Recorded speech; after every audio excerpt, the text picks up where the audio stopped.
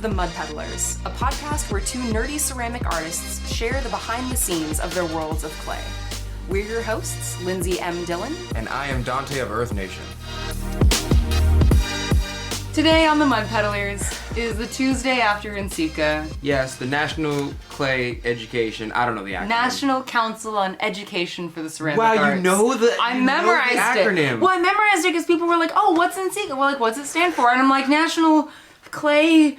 I've been saying like the National Clay Education Conference Association, which is so far. No, but I mean like it's essentially the same thing. It's the same thing, but it's like not at all what it is.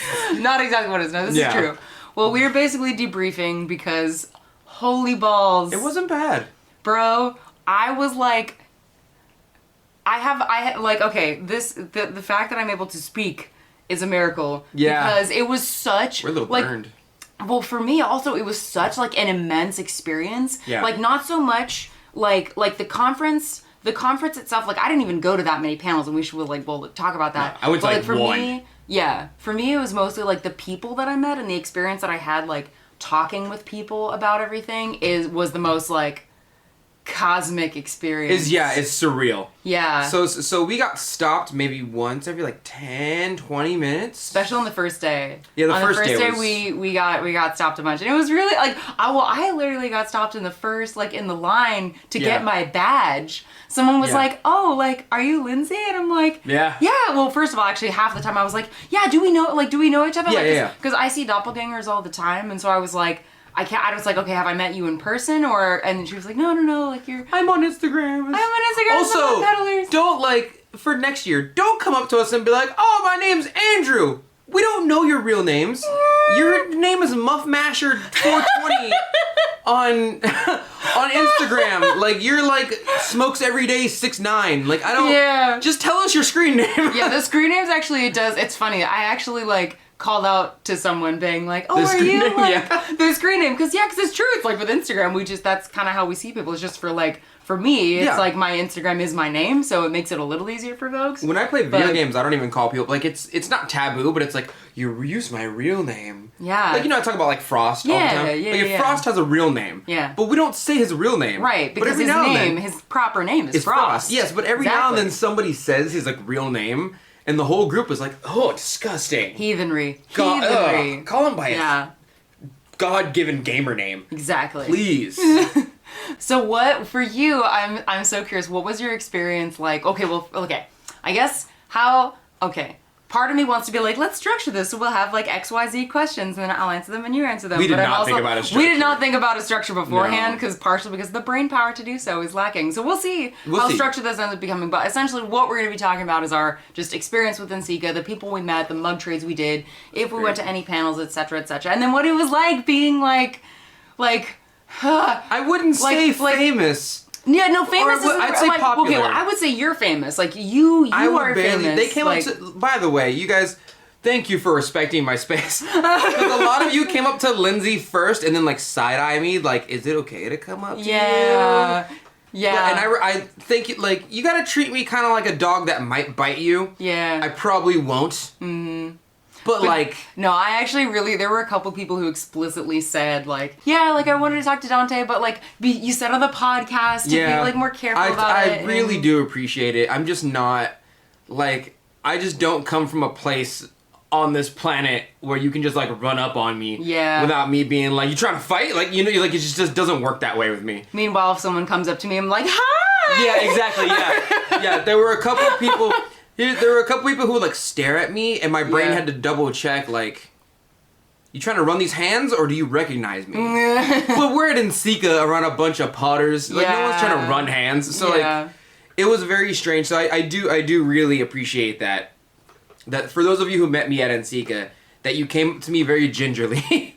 Yeah. Without quick movements. You know what I mean? Yeah. On that same note too, it was really really cool to hear a couple people say that they explicitly came, they decided to come to NCECA expressly because we said it. Like Natalie and Ray from Pouty Pottery. Yeah. Who like I fangirl over her work, but like so so both of them came to the show that I was in, and then they kind of, from what I remember, kind of by accident. Yeah. But it was really fun because they were just like, yeah, no, we literally decided like last night essentially to come to NCECA because we're like, are we gonna do it? Let's do it. And I mean, it if was you're gonna, really, really fun. It was a good time to go because it wasn't crowded at all. Yeah. So from what we were told, right, is that a lot of the companies pulled out because the paperwork takes so long to administer yourself into NCECA that by the time Omicron was at like an all-time high, most of the companies were like, I don't know. That doesn't seem... So the Exhibit Hall A, which is where all the big companies were,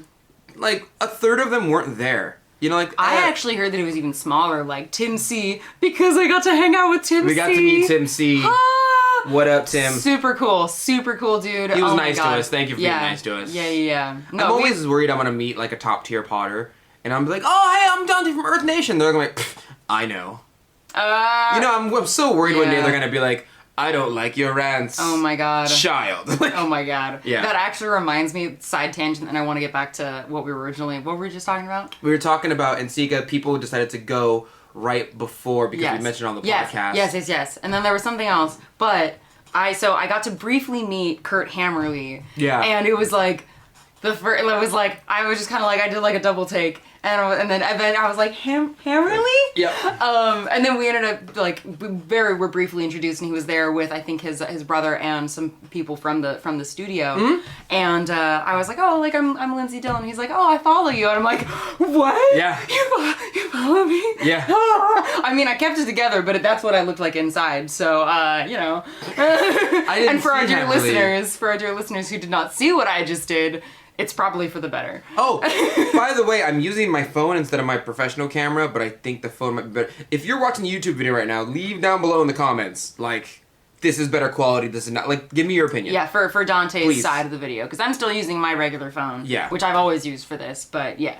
I'm very angry that my $1,000 camera on my, like, actual professional camera is probably not better quality than my, like, $500 phone. Yeah, that's pretty funny. I'm livid. Yeah. All right, so let's bring it in. Let's try and bring a little bit of structure to this, because apparently that's what I'm known for. Yeah, no. There's definitely there were a couple people. I remember one person in specific. Yeah. Actually, there were like 4 of them, but one stuck out in my mind. That was like, I just recently became a teacher of the ceramic arts. I kind of didn't know what I was doing. Your videos helped me so much. Oh. She was just like, I just direct people towards your video all the time because half the time when I'm going to teach in class is already taken care of by you. Yeah. And I was like, oh yes, that was my mission. Oh, so I remember. Oh yeah, actually I remember that because for like a few minutes afterwards you were like pumped. You were like, yeah, like yes. I'm like the thing that I want to do is like I'm your real happening. dad. Oh boy. Let me teach you something, kid. Pot daddy, isn't that your Clay daddy? Clay daddy. Clay daddy. Clay daddy. Because a couple people call me like. There's like 2 or 3 people on my Instagram that ask me questions and I answer it and they're like, thank you, Clay Daddy. And I don't have the heart to be like, don't call me Daddy. But the other part of me is like, just whatever. Just let it happen. It's not like I love it, but it's not like I'm like, it's disgusting. Everybody else loves it. It's true now. Just let us have this. Yeah, I don't like birthday parties, but I get that you're throwing a birthday party for you. Yes. So I'm just gonna let you come to my birthday party. Like, my birthday party is not about me. I get it. Yeah. No, we met some awesome people. Yeah. We met some amazing people, and the first day was like every 10, 20 minutes. Yeah. It was really fun, and it was cool. Like I think one of the things that I enjoyed too is that like, you know, my only other so I've been to like 2 different like styles of like conferences or conventions. Yeah. One is anime conventions, obviously, and then I also went to a like specialty coffee convention when I worked at Chocolate Fish Coffee Roasters. They like flew us up to Seattle for this big like. I'm actually forgetting what that conference is called now, but anyway. If they don't call it Coffee Con, I'll be pissed. They didn't call it Coffee Con. It should have been Coffee Con. How was that not? I don't even coffee and like. Disappointing. It had some official fancy sounding name, but Bean Con or something. But it was really fun to like walk in and be like, oh my god, there's Aardvark, there's Laguna, there's like, and just like seeing like all these companies that are like such a part of our lives and being like, that's the people associated with them, and it's just it very much had that like, oh, it's like the dealer's hall or artist alley, but for But for Clay, it was so weird to see Amico because so many of my videos they were sponsored by them for a while, and then that contract kind of ended. Yeah. But it's so weird to see them because for a second they were like, it's like, do we know you? You know what I mean? Yeah. But I have maybe 3 or 4 pictures of myself on Instagram. Yeah. And so there was a bit of like a. Like a side eye, like, do I know you? Yeah, and I kind of wanted to go up to them and be like, I'm Donte, I'm the guy you sponsored. Yeah, like, you know what I, but I also didn't want to schmooze. Yeah. I didn't want to schmooze too much. Yeah. Like, Shin was there, you know, the guy who makes the chatter tools. Yeah. Very great potter on YouTube, especially. It's just, I didn't want to go up to them and be like, oh, I'm also a YouTuber. Like, I didn't want to. So you were trying not to fangirl, essentially. I was trying not to fan, yeah. What I understand, and what I said multiple times over the course of NCECA, was that all of NCECA is just like a circle of fangirling. Yes. Which I love. Like, it's everyone is hella excited about everyone else. Did you do any mug trades with people? I did a couple, but it was less that, like, I did a mug trade, and it was more that, like, one person came up to me and was like, oh, I ordered one of your, like, rainbow mugs, and I loved it, and I broke it. And I was like, oh, I got it on me right here. There we go. And she's like, what? And I was like, I got one of those, right? I got a crystal blue mug for you. And I just gave it to her, and she's like, really? And I was like, just take it. I remember their screen names, but not their actual names. Oh, yes. And then one person gave me a book, a Cone 5, the only John Britt Cone 5/6 book I don't have. Oh, yes, that was Becca. Yes. BEKAH.pottery. And, she's one of the cups, so we ended up doing a trade as well. Yes. But I brought some of the cups, some of the mugs and things that I did trades with, but literally I forgot 2 of them at my house because one I used to drink matcha out of, and then the other has been my, like... One's in use. 2 of them are in use. The first was a matcha. The other one, which is the one that I got from Becca, has been my, like, stay hydrated while playing Skyrim for, like, 16 hours straight. You know? Yeah, no, I understand. Skyrim still hasn't ended for me. So, it's so good. But anyway. Digress, yeah. It was great. No, it was, like... So she gave you the book? She gave me the book. Yeah. I put it on the bookshelf. Rebecca. And I was like, yeah. Well, you know, because you experiment with glazes if you make your own glazes. And every now and then I'm like, I'm going to concentrate for half a year on this one glaze. Right. But then you just go back to a book and go like, okay, what's this glaze? What can I do with it? Mm-hmm. How can I morph it? How can I change it? How can it serve my work for my clay? And then, but at this point I have so many books that I'm like, I don't think I'll ever need to buy any more glaze books. Yeah. This one was by John Britt though. It's the only one I didn't have. Oh. I think she knew that too. She was like, didn't you say you didn't have this one? Yes. And I was like, God. yeah, I don't. Rebecca, thank you so much. And you actually listened to my words. Yeah. That's crazy. That's so, we actually ran into her a couple of times, like... She came to Clay Camp? Yeah. Oh my god, yeah, Clay Camp was its own whole other thing that I should, like, talk about. So, like... Right. Yeah, so I was very... Or do you mind? Or did you... I don't mind, but I should preface this by saying NCECA as a conference isn't just a building. It kind of has arms and legs, like branches, where they're connected to NCECA, but they're just like studios that are like, we'll put on this for NCECA because NCECA's in town. Yeah. And it'll have their own gallery. And there's buses that will take you around to those galleries. Yes. So if you're interested in going to NCECA, just know that the building itself is not the entire convention. Yeah. The city usually puts on art things in conjunction with NCECA, and Clay Camp was one of them. Yeah. So Clay Camp was put on by Verge Center for the Arts, and it was, if you saw any of the live videos that I did, because I felt like such a good millennial, I did all the live videos, I have a bazillion messages to answer. I did the hashtags. I deleted all my messages. Oh my god. I deleted all. I saw there was more than 30 and I was like, nope. That's why I tell you I always answer my messages real quick. Yeah. Because half of them are just like hearts of people who like my work. Right. And the other half are like, I itched my eye after I touch clay, what do I do? And I'm like, I'm not an expert on, wash your face, dog. Like, so I just deleted them. How do you not, I couldn't. I'm basically, my plan is to sit down over the next couple days and get back to everybody, because I like that. I mean, like, because that's, oh god, I know I'm bouncing around. I was just about to talk about Clay Camp and now I'm gonna say this, but like, I think the biggest thing that was really cool about NCECA is that, like, again, and some of y'all probably heard me say this, but like, social media is so much like shouting into the void that, like, actually getting to meet the other people who are on the other side of the screen. Oh my god, yes. And especially like, because some folks, you know, we had exchanged some messages like back and forth, and like that was its own whole cool experience. But then to meet like a bunch of other people who I maybe have never exchanged messages with on Instagram, but are still like, oh yeah, like I learned so much from you, or like I love the podcast, or things like that. So that was really special. But anyway, coming back to clay camp, so I can finish one coherent thought at a time. But clay camp was really fun. So there were 2 different events. There was the event at Southside Park, which was the weekend before NCECA, and then there was the one at the Crocker Art Pavilion, which was the Saturday of NCECA. I love Crocker. I do too. It's a really cool place. The exhibition, the actual like NCECA exhibition at the Crocker was amazing. And it was really fun. Like, it was cool to get a chance to to demo, to talk to people. It was also just in general nice to know that I could still talk to people, because 2 years of not going to conventions, of not having that like sort of presenter type of, practice, or just like talking to strangers, it was really nice to know that I could still like it's a skill interact for you. With people. It is. You're not just like that? No.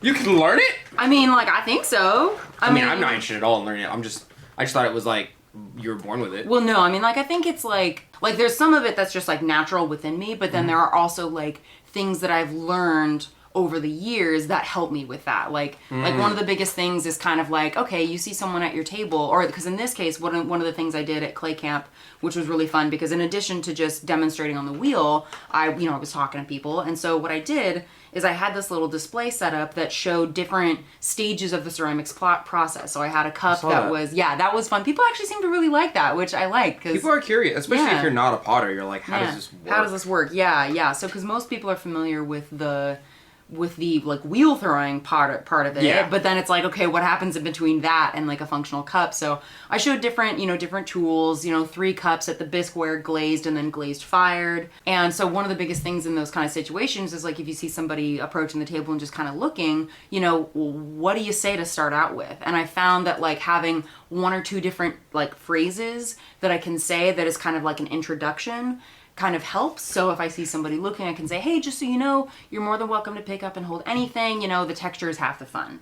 And that's enough to like establish contact, so that if they want to talk, they can talk, and that can lead into other conversations. Yeah. And if they don't want to talk, they say, okay, thanks. And then cool, then you're done. But you like, so in terms of it, like interacting being a skill, like that's kind of one of those things, is like figuring out like in those kind of potentially awkward situations, what's a little in that you can have.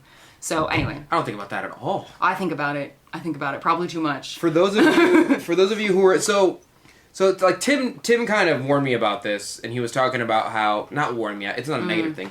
He was like, yeah, when you go to NCECA, there's a certain amount of things that you can learn, and I think your job there is to kind of see what you can pull out of that. But he goes, after a while, you kind of, not that you've learned everything you need to learn, but it's more like you don't see anything that's a surprise to you anymore. Right. If I didn't know about diamond core and carving tools, I'm like, wow, these are cool. But now that I know about them, I'm like, that section is cut off to me. So Tim said that for the majority of the convention, it's really just meeting other people and making connections. And I was like, no, there's probably going to be some, blow me away, right? Some of the art there is fantastic. Oh, God, yeah. Top tier. Yeah. Really good stuff. Nothing that blew me away, though. Okay. Not to say that I didn't find it amazing. Yeah. Not to say that I want to do it. Not to say... But I was really hoping I would go to NCECA and pick up a skill or pick up a piece of knowledge that would transform my artwork entirely. Oh, and that didn't really happen. Okay. I don't know if it's because I didn't go to too many talks, but the talks that I did here and the one that I went to was very emotionally driven. A lot of people talk about, like, I got into clay because I went through a hard time in my life, and clay kind of pulled me from the depths. Yeah, where it saved me in some way. And I appreciate that. I love that. I'm in a similar boat, right? Yeah. That being said, I don't know if I went to NCECA to hear Chicken Soup for the Soul with clay mixed in. You know what I mean? Like, ooh, that's a bit of a dig. I'm sorry. That's a bit of a dig. I felt really, but like, I've thought about it for a long time, and I was like, I really loved those talks. Yeah. But most of the talks were just that. Yeah. Where it was really heartfelt stuff, and I appreciated it the first 2 times. Yeah. No, I mean, and that's fair. I think that's like, if that's not really what you were looking for. Yeah. I do think there was first of all, there were so many different talks to see. Like, some of them were more like narrative driven, like kind of like what you were saying. Yeah. Others were more like skill driven. And on that note, it was really, really fun to see Tasha do her demo. Yeah, her carving. Oh my God. Like, seeing seeing her in this huge room, you know, all these people there, you know, she's got stage lights on her and 2 big screens, and she just killed it. She did such a great job, and so that was really fun. Yeah. But I hear what you're saying in terms of like if you were for someone who's a really, really experienced potter or a ceramic artist like yourself, like I could see how like depending on what you're looking for, you know, you were wanting to find like this new technique that was going to completely blow your mind. Yeah. And I can understand your like frustration that didn't quite happen. I think NCECA was just more of an experience, and I was like, I feel like I picked up a book and I expected a manual, but instead I got a story. Oh, you know what I mean? That's an interesting. And I don't. I'm not mad at the book. Yeah. Like, it is what it is. Yeah. I was just kind of expecting to like pick up a book and learn a new piece of information I could use in my artwork. Right. But instead I picked up a book and I got really like beautiful stories. Yeah. Heartfelt, great stuff. Mm-hmm. Just not what I wanted. Like, not what I spent like $300 on a ticket to go. Gotcha. See, you know what I mean? Yeah. To that extent, I think Tim was right. When I went, it was a lot of connecting. Yeah. By the way, if you were in the group of people that we kind of rolled with, especially on the last 2 days, thank you for putting up with me. There wasn't much to put up with. I felt like you were very like chill. You know? I tried real. I do understand though that like the first like week or 2 of hanging around me, I pretty much just ignore you until you engage with me. Yeah. Like once you talk to me, I'll talk back and I'll probably just be like, oh yeah, whatever. But it kind of seems like I don't give a F. Yeah. Like for some reason, like people have told me like you kind of just seem like you ignored me. I'm like, I did because I'm not social or I'm nervous. Yeah. But I do realize a lot of people were like, I've been watching you for like 5 years, man. I know everything about you, and I'm like, yeah, whatever. You know what I mean? Like, there were a couple of times where I tried to be like if somebody mentioned anything about it, which didn't really happen.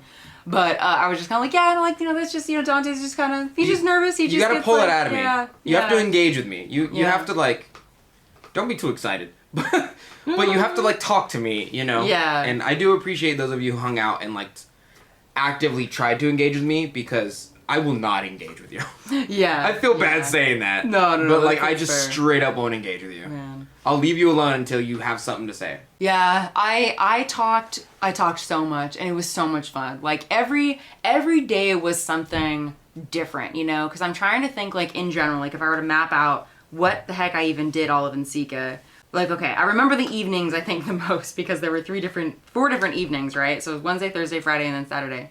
So Wednesday was the keynote speech. Wednesday evening was the keynote speech. Right. And that was really cool. Yeah. Because we got to see, oh my gosh, Dolores Huerta speak, who was basically, like, heavily involved with Cesar Chavez. Mm-hmm. And so just hearing her speak about just like social movements and like community and getting involved was like really, really cool. Mm-hmm. And then I was super tired, so I like basically went home like right after that. Yeah. Then the second night, I met up with Nivea, who is of I know I'm gonna like totally anglicize this pronunciation, but it's Crozier's Pottery. So anyway, so I met Nivea.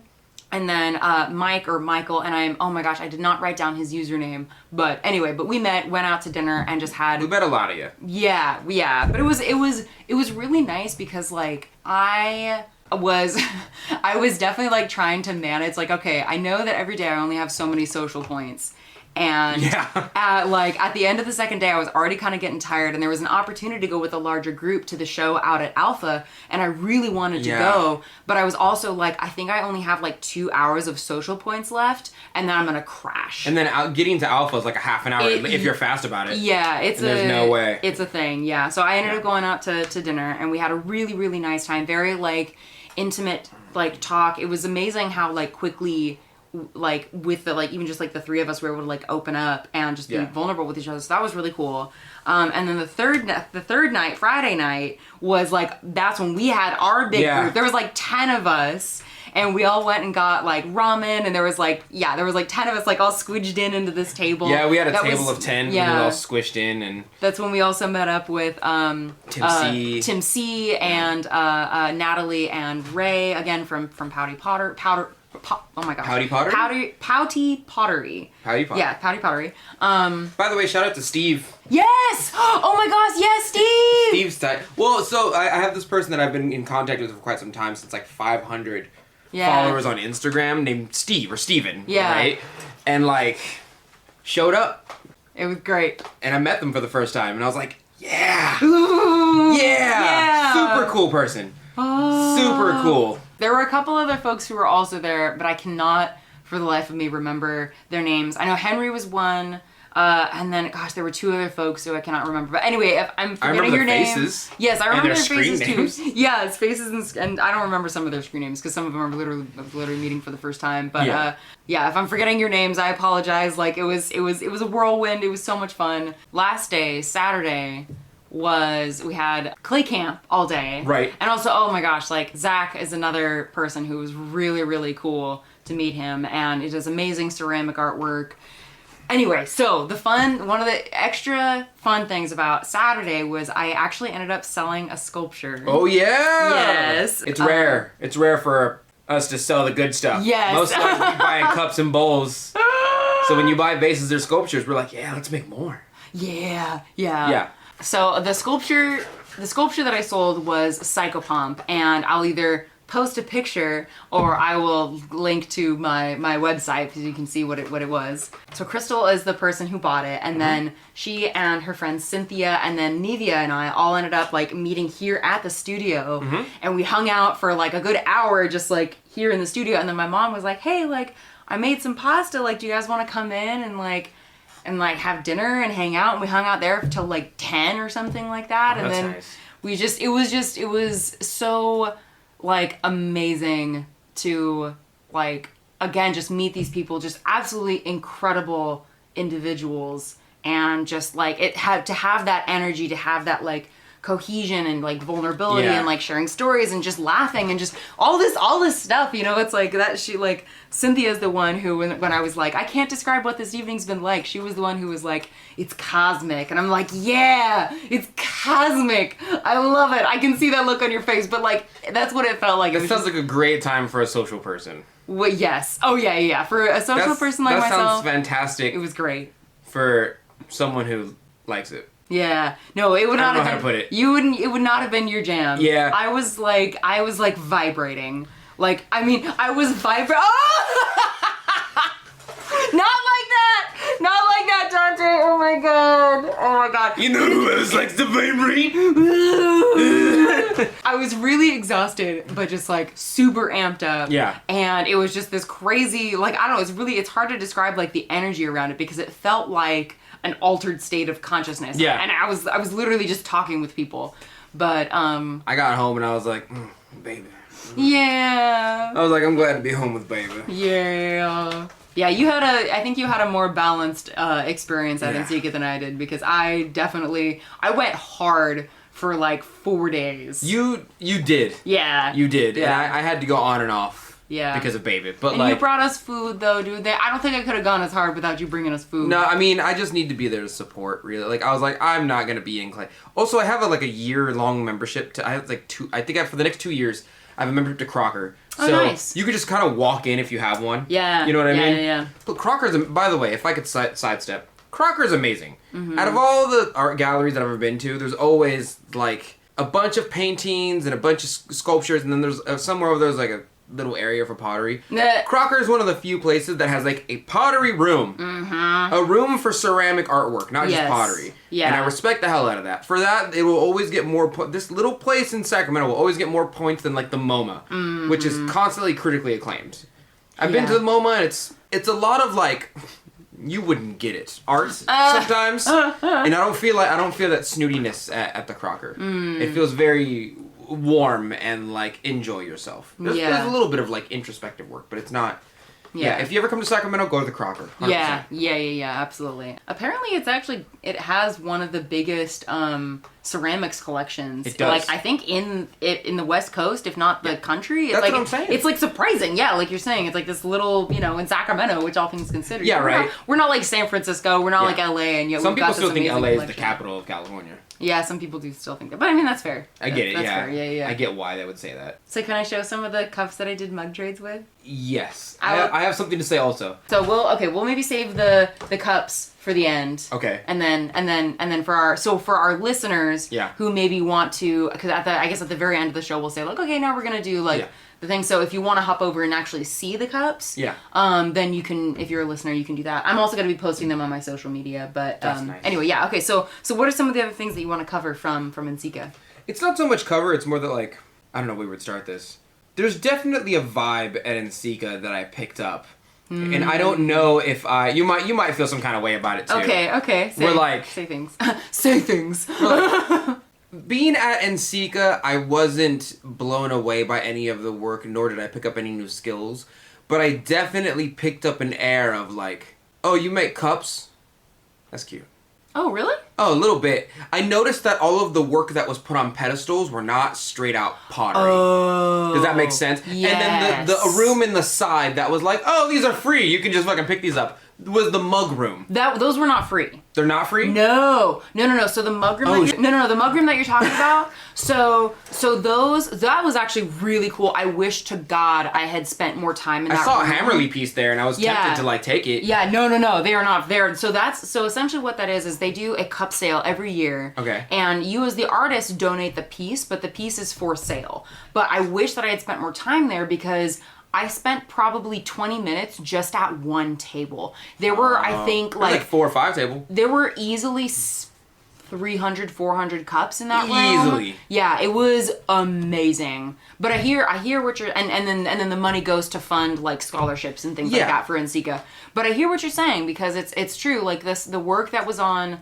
pedestals there was some wheel thrown work, but a lot of it was Altered sculpture. Yeah. It's just, I don't know. I noticed that all the work and the names attached to the work that were, I don't want to use the word respected, but a bit more admonished than just like mugs and functional work and cups or what most people would call craft work, were just on a high, like the vibe was like, it's just a higher tier. And I went from like, I'm an artist, which I am, I'm not trying to push in anybody. Yeah. But I went from like, I'm good at what I do, to walking out and being like, I'm a piece of shit that just makes cups. Oh, really? Oh yeah, I got in my head so hard. No, dude, that sucks. Oh, we're about to kill the old Donte. No. 100%. Tell me more about like what that was like going into that hole, and then like, because it sounds like you maybe got out of it, or you're like, so tell me what you're thinking about. Oh, I've done that deeper. Tell me. So like it's weird because I realize that there's definitely a space in between. I have a couple feelings on it, but I definitely feel some type of way about like going into an art gallery and then everyone's like, oh my god, such a beautiful piece. Oh my god, so amazing, so amazing. Oh, a cup. Look at this beautiful sculpture. You know what I mean? Like that's the vibe I got there, and it's.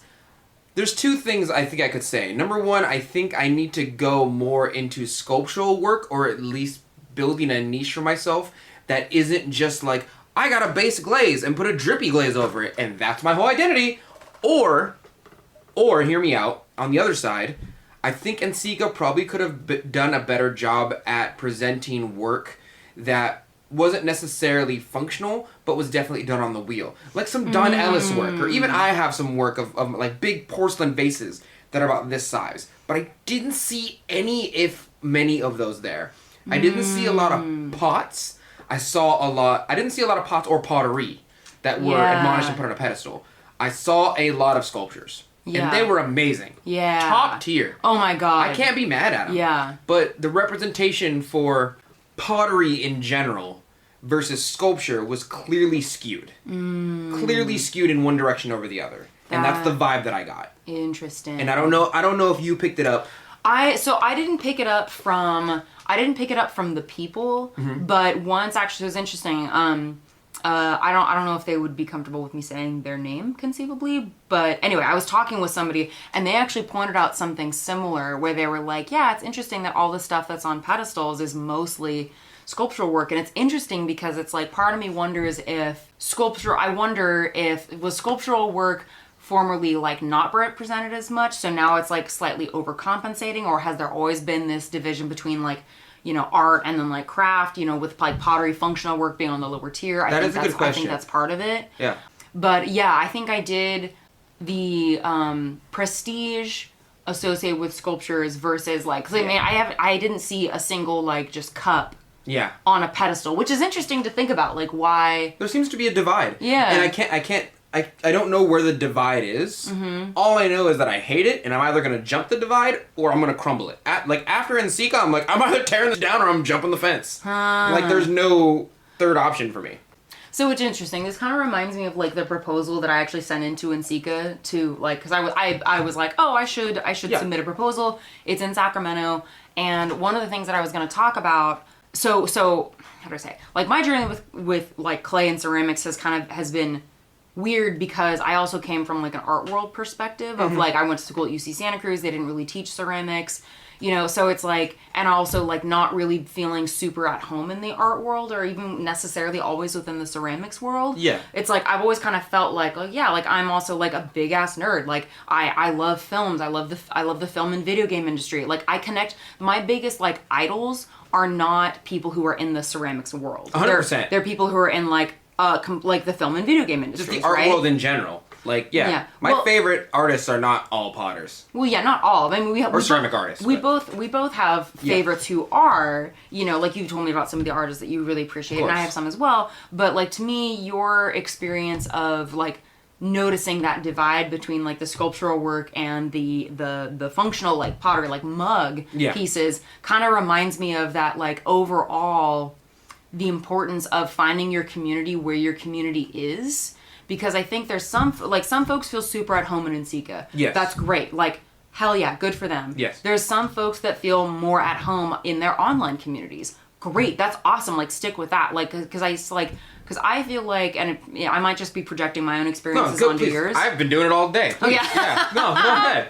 Go ahead. But like, my thought is like, with your reaction to like, oh, I need to go make more functional work or more like sculptural work, is kind of like, it kind of reminds me of like when I was feeling, when I kind of felt like, oh, I have to, like, to be a real artist, I need to have my work in gallery shows. I need to sell, like, my sculptures through gallery shows. I need to win these art show awards, you know, and it's kind of like, yes, that would be a good thing, but it's also, like, that's not necessarily going to meet my goals for success, which means, like, selling enough pieces to be able to support myself financially, or, you know, and again, there's so many different ways to do that, but of course, I guess essentially what I'm trying to say is that, like, just because this one area presents a certain level of prestige doesn't mean that you have to conform to that to acquire your own prestige or to feel good about the work that you're doing. That is because fair. Yeah, because there are so many artists that make amazing functional pots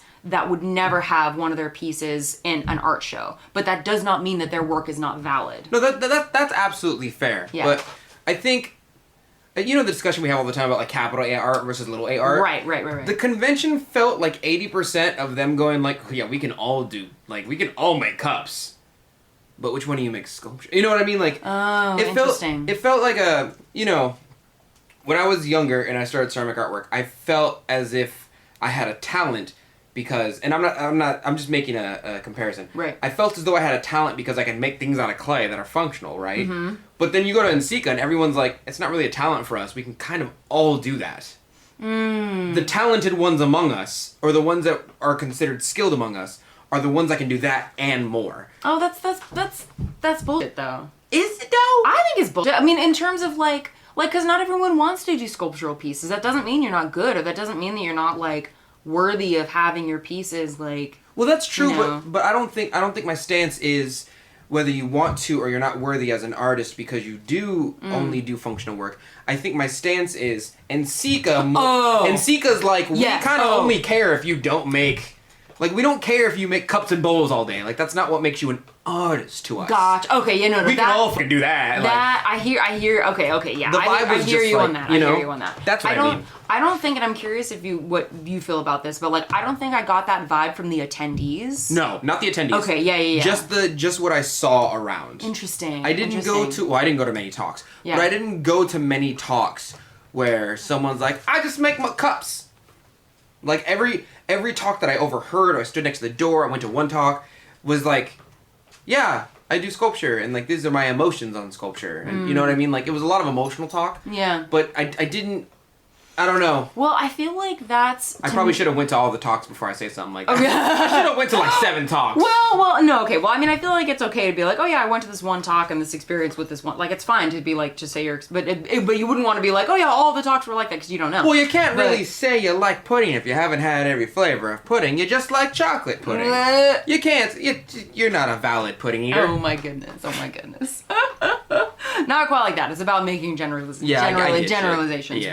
But I think, like, what is interesting about that is that I feel like that comes down to, like, the difference between how people present themselves in terms of, like, how they talk about it. Because in my mind, like, I could easily say, I make geeky mugs. Or I could say, I draw upon humanity's history of using monsters to parallel human experiences. You do both, though. I do both, but what I'm saying is that, like, in terms of when you were talking about how you'd go to the talks and it was a lot of, like, emotional talk, it wasn't just like, I make pots. Oh, you're saying it's same. Yeah, or I'm saying, what am I trying to say? I'm trying to say that people that, like, that comes down to, because I know you don't like writing artist statements, right? Oh, I hate writing artist statements. And I feel like that's an example of how having an artist statement raises perceived prestige. Because even if you just, quote unquote, just make cups and mugs, if you can talk about why you do that on a deeper, quote unquote, deeper level, potentially, not that everyone has to do this, but if you do that, I feel like conventions, or at least my understanding of how these things work, in my mind, I go, okay, you're more likely to be accepted to talk at one of these conventions if you have an artist statement about why you make cups and bowls, as opposed to if you did not. Because I feel like if you make cups and mugs and you don't have, like, that other level of artist statement, I feel like my assumption is, oh, okay, then it's going to be about, like, the business side. Yes. Like, it's going to be about, okay, how do you make, like, production work to be able to sustain your ceramics? Yeah. You know, but it's kind of like there's got to be a message one way or the other. Yeah. I guess is what I'm trying to say. I don't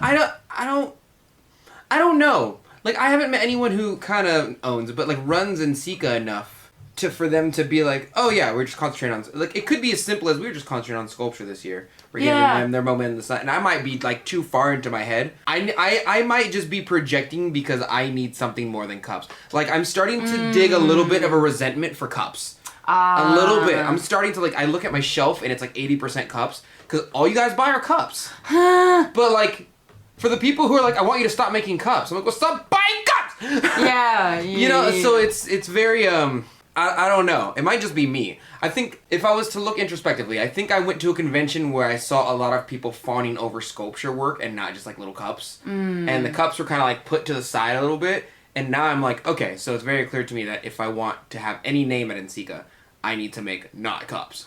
I think that's the short of it. Yeah. You know what I mean? I guess what I would ask is, why do you feel like you need a name at NCECA? Or do you? Do you even want that? I want my own room. I want my own room. Okay. I would love to be like, well, it doesn't really matter because I validate myself as a... No, I'm not playing that weird sussy shit. No, I want my own room. I mean, super sus, I say. I want my own room. I want to be up there with Lindsey, and when someone's like, how long did it take you? I just want to be like, it took me like 5 months to figure it out. What? Yep, I'm gonna just lie. Oh my God, Donte. It's like when people are like... I hope you realize that if you lie about that shit, I'm gonna call you out. You should. I don't know how many other people felt that way, and I can't figure out whether it's a reality that I picked up that energy, not from the attendance, more from the, you know. Yeah. Or, because I want to be very clear about this, if you go to NCECA, you won't feel that from the people there. Yeah, everyone was so freaking nice. Everybody was nice. It's insane. It, like, fed my soul so much. Yeah. Not to sound cheesy, that's a hella cheesy thing to say. I mean, but it a lot of cheese at NCECA, so I can't, cheese. Literally, we were talking about cheese for a while. Anyway, Ray and I were talking about cheese. Carry on. Lindsey has a cheese thing. I love cheese. I'm a white girl. Of course I love cheese. Is that a white thing? I think it's a people thing. I know cheese and wine is. Yeah, cheese and wine. That's not food. I'm not as into wine as I am cheese. But carry on. Anyway. Lindsey's got a cheese journal. I do. I used to. Then I realized that it was too much effort to keep track of, but I actually had a page. Oh, was the cheese journal too much effort for you? I had a page in my bullet journal for all the different cheeses that I tried. But then I realized that, like, I actually now have a sense of what kind of cheeses I like, so now I just pick a cheese that I like and then So the cheese journal was to figure out what cheese you like. It wasn't to keep track of just cheese. Yes, no, it was to figure out what kind of cheeses I like, because I would try a cheese and I go, okay, did I like this or did I not like this? I have mine. I thought it was the opposite. Oh, I thought that you tried all the cheeses and you're like, yes, smoky flavor. Yeah. No, I mean that too. I definitely wrote down flavor notes. Okay, all right. Anyway, sorry. Carry on. Let's get back to NCECA. Yeah. No, I just want you to know, if you go to NCECA, you most likely won't pick up nobody's gonna talk down to you because you make cups or bowls or anything like that. Like no one's gonna do that to you. Everyone's valid in their own experience. And I honestly, if I were to give my honest opinion, if you are a beginner in ceramic art, I think you should go to experience all the things that the companies in the ceramic art world has to offer. But I think if you're more experienced and more seasoned in the art world, I don't want to toot my own horn, but like I've been there for a second. I think a lot of my experience was going there to meet people and to make connections. Yeah, I think I agree with you on that. Like, I mean, I'm sure if I had gone to more of the talks, I would have like picked something up. Yeah, because I mean, well, even going to Tasha's talk, like, even though I've done some carving, hearing how she talked about like different techniques, like I still learned something. Yes. But it was kind of like, for me, it was just in general, like I was less like, how do I say? Because it's kind of like I feel like I can learn, like I can go and I can learn specific techniques online. I can't meet people in person online. It just doesn't work that way. Right, the social aspect is completely taken out of it online. Yeah. 100%. So for me, I was definitely more like, I'm here to meet people and to talk to people, and that's kind of what I was more interested in going to. I agree. Yeah. I wanted to see the vibe too, because like, you know, when you talk to somebody online you've never met, you're kind of like, I don't know the context or the way or their tone. Yeah. But when you meet them in person, now when I text him, I imagine his tone, and I assume he imagines mine as well. Yeah. So there's no like weird, not that there was, but there's no weird like, did he mean it that way in the air? You know what I mean? Yeah. Now that I've met people, I'm like, I know exactly how you talk. Like I know how you present, how you walk, your body language. I can imagine that when I talk to you. Right. And you can't get that online a lot. Yeah. Like, you know. And just the unexpected like conversations that popped up. Like I didn't even intend to have some of the conversations I ended up having. They just like happened organically, and that was really, really cool. We got invited to Tim's party. We did. We got invited to Tim's party like a couple of times actually. And then we couldn't go. We were too burnt. Yeah, hella. I'm sorry. If you're listening, Tim, I'm so sorry. Sorry, Tim. Yeah, but I will say it's cool to be invited. Like I felt like the kid at high school who was just like, want to come to our party? And I'm like, oh, the cool Potters asked us to hang out with it. You know what I mean? Oh no, I definitely did that. I definitely did. I was like, Tim,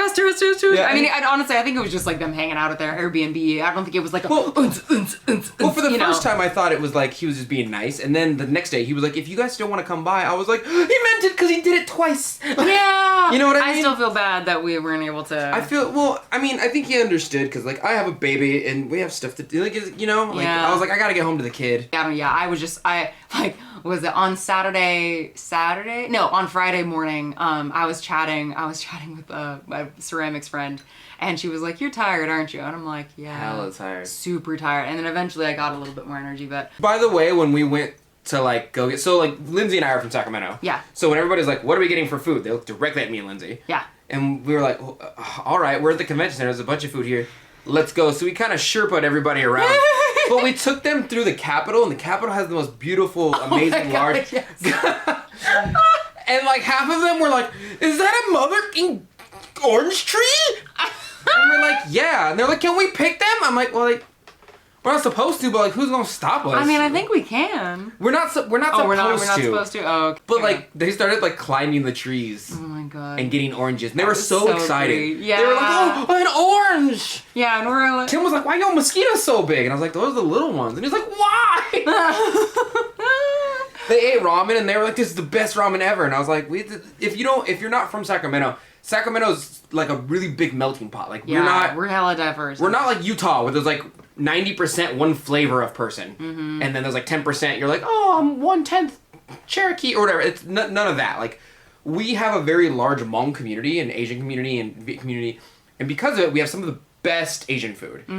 Took them to ramen. Not even like a good ramen place. It was. I thought it was pretty good. I thought it was like. I give it a 7 out of 10. Okay. But that's because like I'm like an anime snob, so like, you know what I mean? Like I'm like, this ain't good ramen. The best ramen place in town closed down, Shoki. It's gone now. So we went to Ramen 101 and they're like, oh, so good. Speaking of like Sacramento being a melting pot, one thing that I did hear from I can't remember who told me this, but they were like, it's the most like diverse that they've seen NCECA in a really long time. Really? Yeah, because NCECA, like one of the issues with NCECA is that like again because the ticket price is so expensive, and it just because of the way that like the pottery world is and just access to who gets access to learning ceramics and stuff. Like a lot of the NCECAs tend to be pretty much like just like a lot of white people. So somebody was saying that like they actually saw like a fairly diverse crowd at NCECA this year, which is pretty cool. It's almost like this is twofold. It's almost like there's someone online who got tired of all the clay education being held by like an upper class group of people who seem to historically have a lot of money for some reason. Can't imagine why. I don't know who that, and then like that person, God bless his soul, was like, I'm gonna give you this education for free. So for those people who have less money and want to do this by themselves, they made themselves a pseudo teacher for those people. And it's almost like some of those people might have started to become part of the clay community. And they're not all old white ladies. Yeah. Not that there's anything... I don't know who he is! No idea. Guys, I'm gonna tell you a little secret.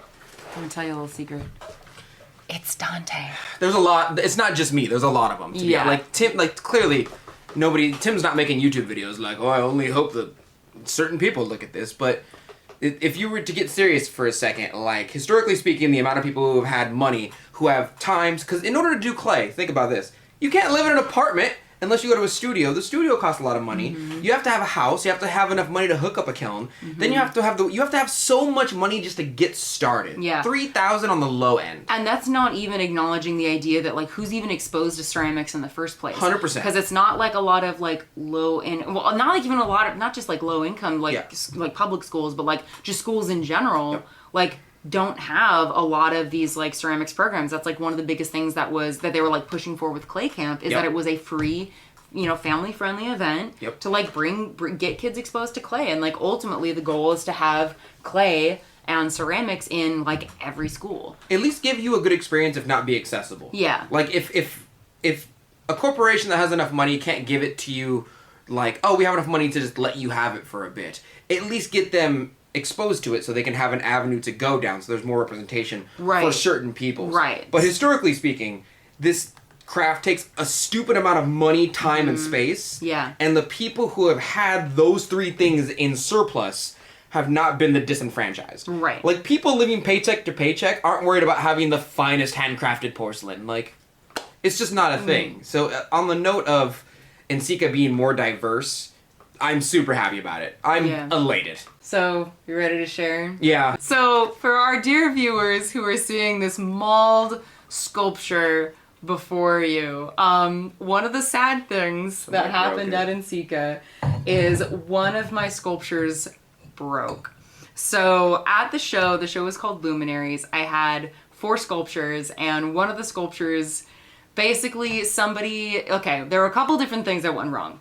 First of all, the sculpture in general is a bit top heavy.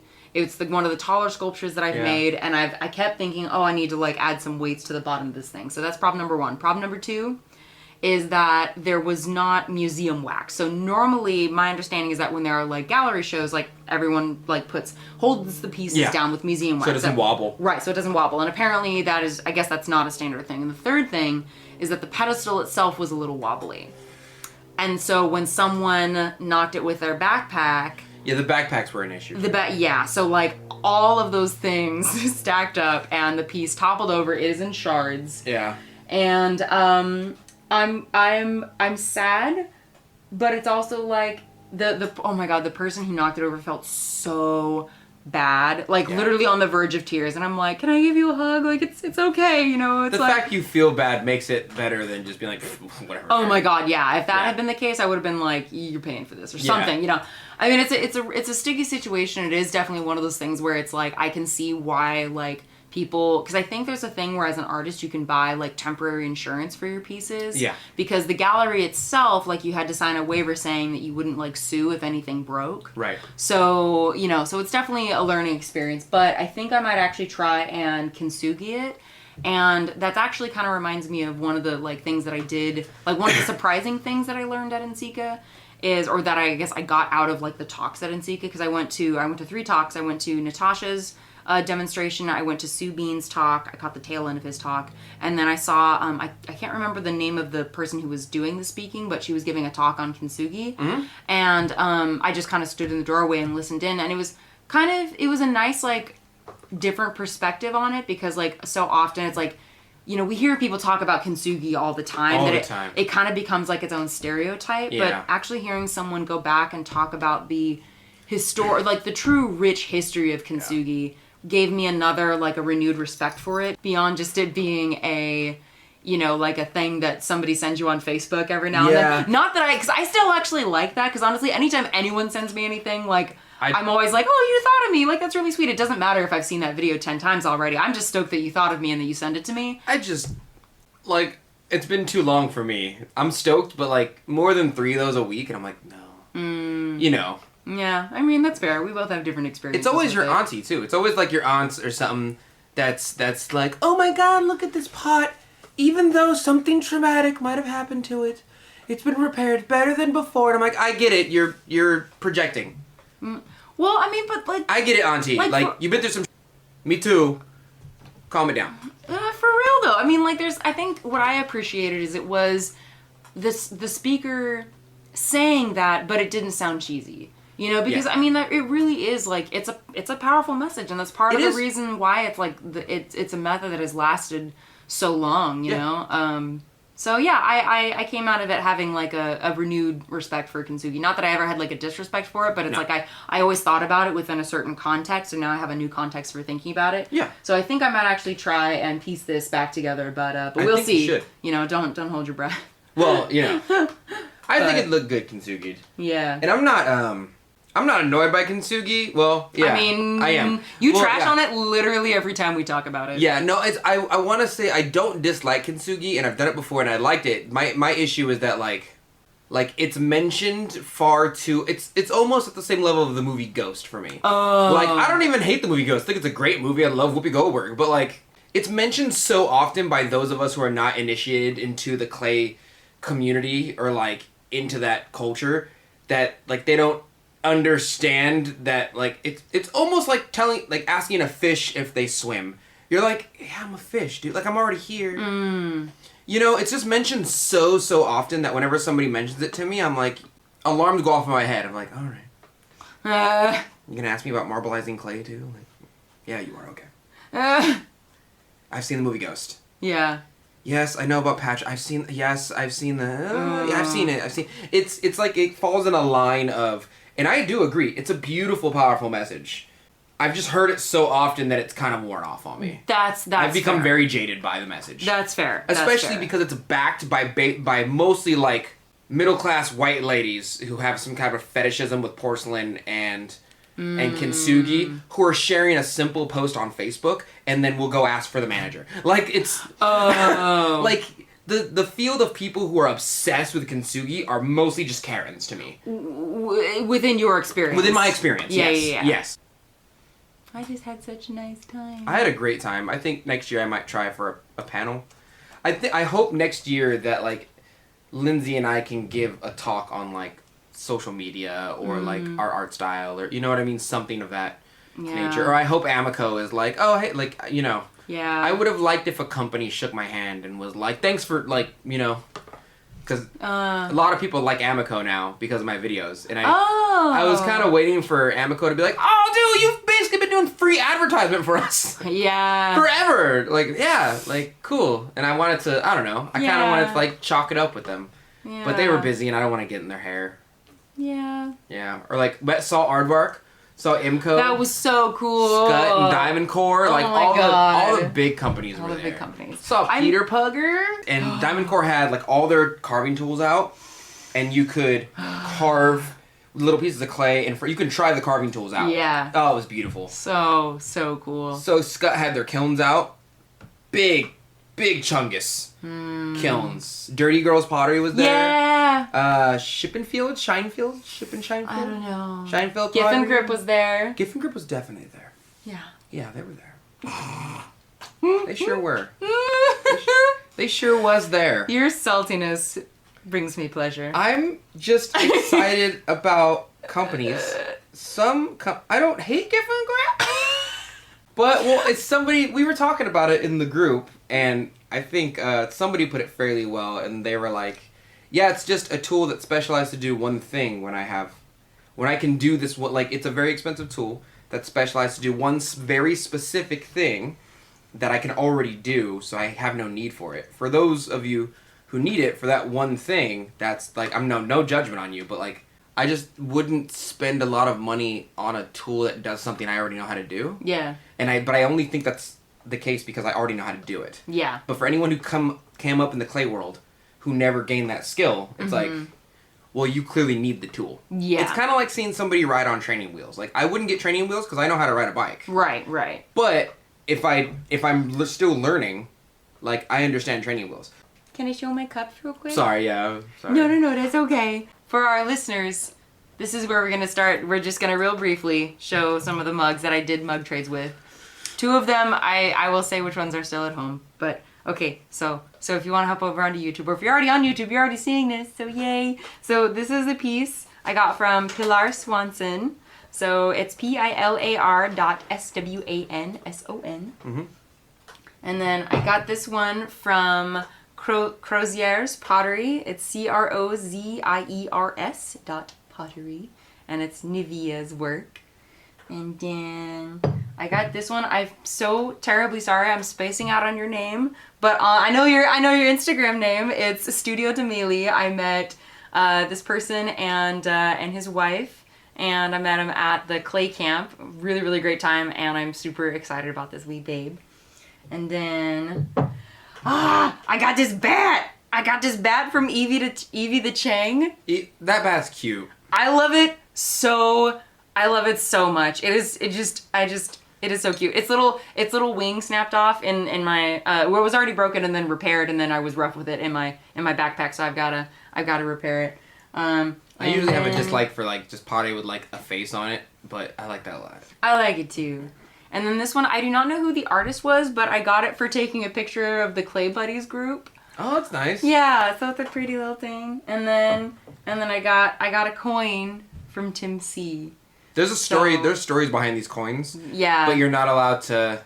It's an in-person thing. It's an in-person thing. It has to be from mouth to ear. Yeah. And that was literally my thought too. I'm like, we're here about your car's extended warranty. You know? Oh, all right. Well, I hope you guys have enjoyed this extra long episode. It is but a fraction of all the craziness that happened over in NCECA. Yeah. And we hope you all have enjoyed this little talk. And I don't know about you, Bonte. That's terrible. Clearly, my energies are fading. But I think we should continue our pre-NCECA interview series into post-NCECA because there's still a lot of really awesome ceramics organizations and artists and stuff that I'd love to get the chance to talk with. So oh yeah, no, it's NCECA all year and in Sacramento. And that's it for today. Thank you for listening to The Mud Peddlers with Lindsey M Dillon and Donte of Earth Nation. Want to say hi and see what Donte and I are working on in our studios? Check out the show notes for links to our websites and social media below. You can find me at lindseymdillon.com. That's LINDSEY, M as in monster, DILLON.com. And on Etsy, Instagram, and Facebook at Lindsey M Dillon. And you can find me at Earth Nation Ceramics. It's spelled exactly how you think it's spelled, but you can also find me on my Facebook fan page and Instagram at the same name at Earth Nation Ceramics. If you enjoyed hanging out with us today, or you have a question or topic you'd like us to discuss, take a second to rate and review The Mud Peddlers in Apple Podcasts. It helps our podcast reach new listeners, and we really appreciate the feedback. Thanks again, and we'll catch you next time.